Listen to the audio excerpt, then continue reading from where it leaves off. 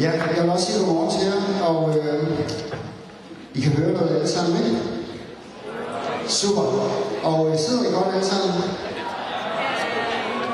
Så vil jeg spørge, ganske simpelt. Har vi en god skole? Har vi en god skole?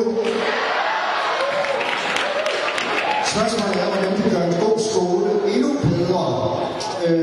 Og en skole, hvor alle trives, har det rart, dygtiggør sig, udvikler sine evner og udvikler sig som menneske.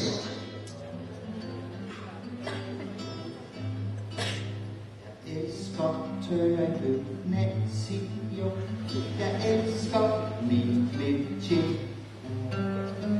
Jeg elsker forordninger og omvendinger.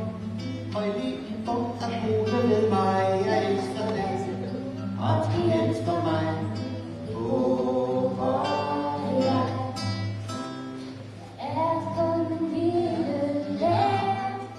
Jeg sidder her da. Ja, hvad er du her? Ja, da. I fortæller mig i morgen, for jeg skal i leg efter jeg er gået hjem.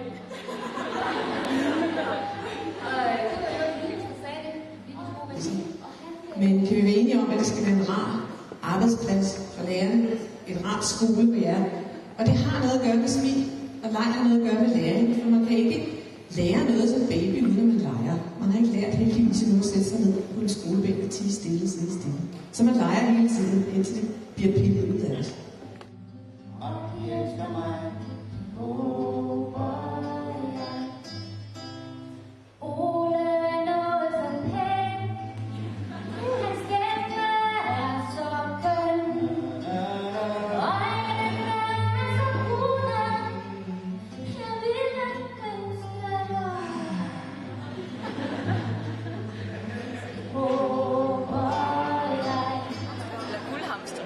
Hvad hedder din kanin? Karsten. Min yndlingskrop? Ja. Nej, det er helt klart mit smukke ansigt. Okay.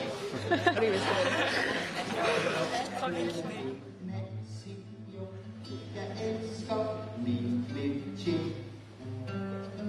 Jeg elsker forordninger og omvendinger. Og elever er gode ved mig. Jeg elsker dem, og de elsker mig.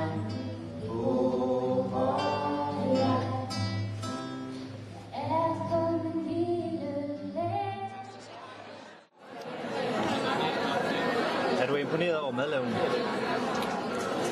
Ja, jeg ser den her remoulade. Den er rigtig god. Hvad er det? Hummus? Ja. Godt lide saltaen. Okay, ja.